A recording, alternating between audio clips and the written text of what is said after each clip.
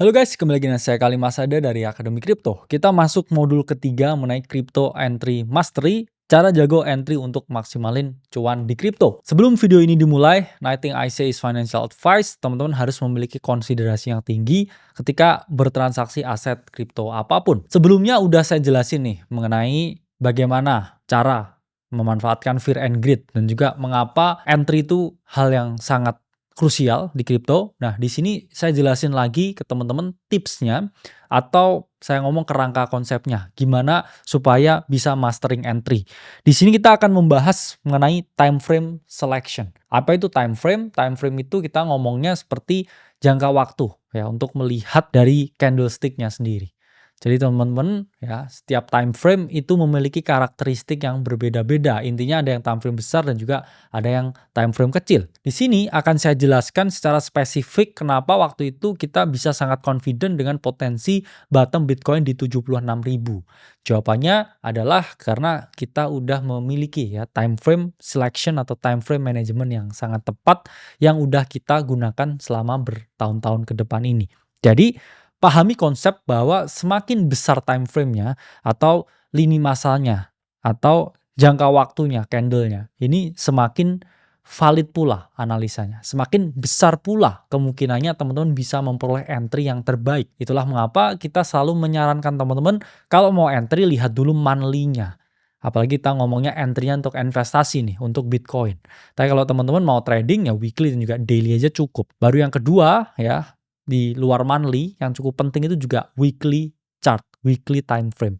Dan terakhir adalah daily chart atau daily time frame. Jadi teman-teman harus memahami konsep ini, mengapa saat itu kita sangat presisi nebak bottom Bitcoin di 76.000 karena kita memanfaatkan time frame selection yang kuat ini, yaitu adalah monthly chart atau monthly time frame. Ada positifnya menggunakan time frame yang besar. Pertama itu teman-teman akan lebih stabil dan juga tenang. Artinya apa? Teman-teman kan entry-nya di monthly. Jadi expect harganya naik itu juga dalam satuan bulan. Oke, kalau kita lihat kan dari bottom-nya itu Bitcoin juga kurang lebih naik 2 bulanan nih. Jadi teman-teman nggak yang oke, saya lihat 2 hari, saya lihat 2 jam kemudian harus naik. Jadi time frame besar itu waktunya untuk hit targetnya itu juga lebih besar. Kedua, cocok buat teman-teman yang relatif sibuk atau teman-teman yang pengennya nih mainnya time frame panjang, swing. Ya, nggak bisa setiap hari lihat chart, nggak bisa setiap menit mantengin harga, tapi teman-teman tetap bisa berinvestasi di sini. Ini cocok menggunakan monthly time frame. Dan ketiga, ya, kompon ini bisa lebih optimal. Mengapa? Karena potensi di kripto itu pada jangka yang sangat panjang, ini cenderung mengalami kenaikan daripada penurunan. Dan ketiga, psikologis ini jauh lebih kuat. Mengapa? Kalau teman-teman lihatnya monthly time frame, ini teman-teman nggak FOMO. Kalau lihat candle kecil, 15 menit nge-pump, terus teman-teman pengennya itu all in. Jadi inilah pentingnya, inilah dasar-dasar yang kuat mengapa teman-teman ini harus menggunakan ya time frame yang gede, terutama untuk teman-teman yang para pemula. Big time frame itu juga ada negatifnya. Pertama karena durasinya lama, dia responnya lambat. Jadi teman-teman kalau mau expect kenaikan dengan lihat monthly time frame ini jauh lebih lama dibandingkan ketika teman-teman lihat time frame yang kecil.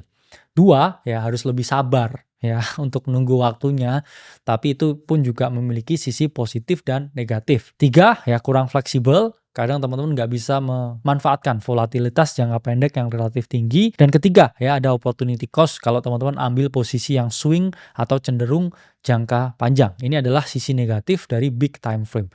Jadi ada sisi positifnya, ada sisi negatifnya. Sementara ya kalau pakai ya small time frame, ini responsif dan cepat. Nah, teman-teman bisa lihat hasilnya itu dalam hari atau dalam jam.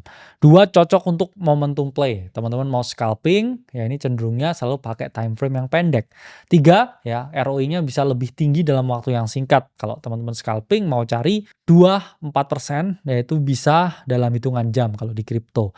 Dan terakhir, ya teman-teman memerlukan belajar market lebih dalam. Karena faktanya pakai time frame kecil itu jauh lebih sulit untuk pemula daripada mereka yang pakai time frame besar.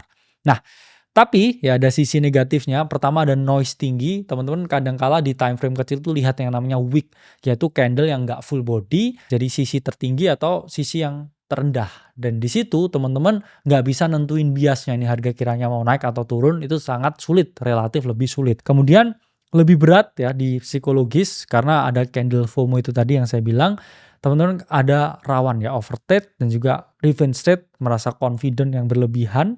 Dan ketiga ya negatifnya dia sangat capek dan juga konsumtif waktu. Karena apa ya teman-teman, kalau pakai time frame kecil tuh harus liatin time frame terus, dan kemudian level gagalnya ini jauh lebih tinggi ketika teman-teman tidak memiliki sistem yang tepat atau sistem yang benar. Jadi karena terlalu banyak noises, teman-teman harus pakai ya big time frame untuk better judgment.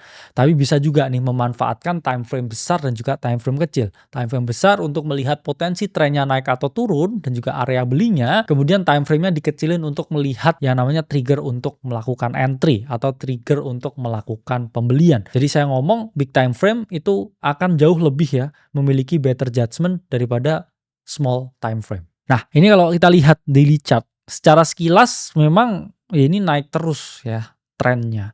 Cuman balik lagi, buat mata pemula ya, matanya pemula ini mungkin menurut saya ya banyak yang kurang bisa dilihat. Ya memang overall ya dia naik, oke. Tapi kan teman-teman juga harus lihat nih, banyak sekali ya riak-riak ya, banyak sekali drawdown, banyak sekali ini ada wick ya, candle tusuk bawah yang mana membuat orang bingung nih, bearish atau bullish ya. Kemudian ada seperti ini ya, pattern-pattern yang mana noises lah ya. Teman-teman mungkin nggak terlalu bisa lihat secara optimal kalau lihatnya di time frame daily. Terlalu banyak wick, terlalu banyak penurunan, terlalu banyak ya topi-topi seperti ini.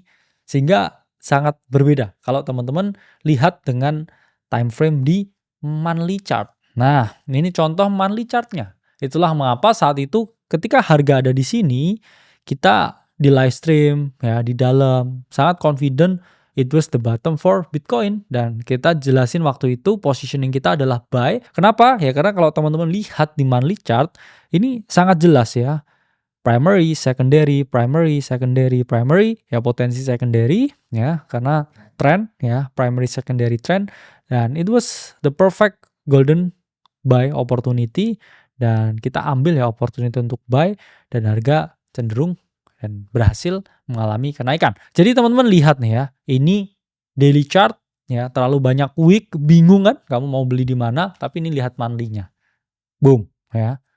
Terlihat enak sekali buat teman-teman nentuin biasnya arah harga ini mau kemana. Jadi itu mengenai time frame preference atau bagaimana ya melakukan entry dengan time frame yang kita gunakan sendiri. Jadi kita selalu gunakan monthly. Dan itu untuk video atau modul kali ini. Sampai berjumpa di modul selanjutnya.